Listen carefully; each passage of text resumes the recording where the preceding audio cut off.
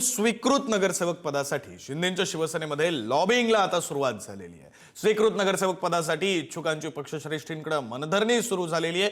शिंदेच्या शिवसेनेच्या वाट्याला एक पद, मात्र 6 जण इच्छुक आहेत। एकूण 237 नगरसेवक सभागृहात उपस्थित असणार आहेत। भाजपला 4, शिंदेच्या शिवसेनेला 1, ठाकरेंना 2, पण मनसेनं पाठिंबा दिल्यास 3 आणि अपक्षांनी काँग्रेसला पाठिंबा दिला तर 3 त्यांना स्वीकृत नगरसेवक पदाच्या जागा मिळू शकतात।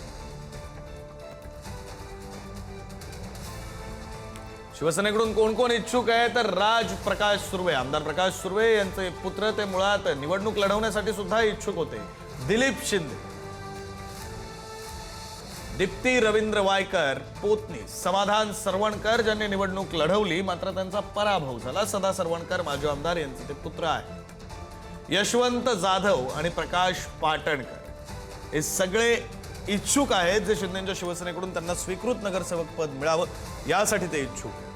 कोणत्या पक्षाला किती जागा मिळणार आहेत तर भाजपला 4, शिंदेच्या शिवसेनेला 1, मात्र शिंदेच्या शिवसेनेतून इच्छुकांची यादी आतापर्यंत तरी 6 वर पोहोचली, ती आणखीही वाढू शकते। ठाकरेंची शिवसेना 2, मनसेनं पाठिंबा दिल्यास 3 स्वीकृत नगरसेवक पद ठाकरेंना मिळू शकतात। अपक्षांनी काँग्रेसला पाठिंबा दिला तर 3 पद काँग्रेसच्या वाट्याला येऊ शकतात।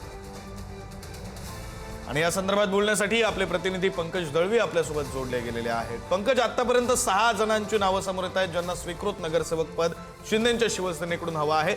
पक्षामध्ये नेमकी काय चर्चा, कोणाला मिळू शकते?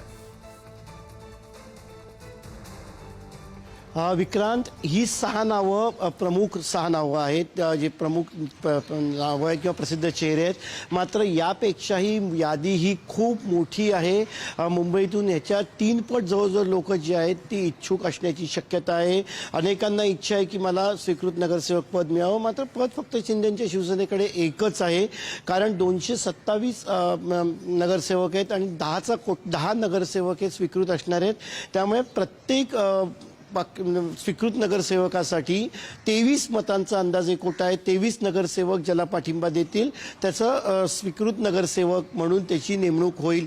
मात्र प्रत्येक पक्षाचं संख्या बलाबल बघता प्रत्येकाच्या वाट्याला कोटा आहे, जो आपण ग्राफिक्सच्या माध्यमातून दाखवला। शिंदेच्या शिवसेनेसाठी एकच स्वीकृत नगरसेवक पद येते आणि तरीसुद्धा इच्छुकांची यादी मोठी आहे। अनेकांना निवडणुकीच्या वेळी कमिटमेंट दिलेली आहे की तुम्हाला स्वीकृत पद दिलं जाईल, मात्र सत्य परिस्थिती ही आहे की फक्त एकच जागा आहे आणि त्या एक जागेसाठी भरपूर जण इच्छुक आहेत। विक्रांत, बरं, धन्यवाद पंकज दिलेल्या या सगळ्या माहितीसाठी।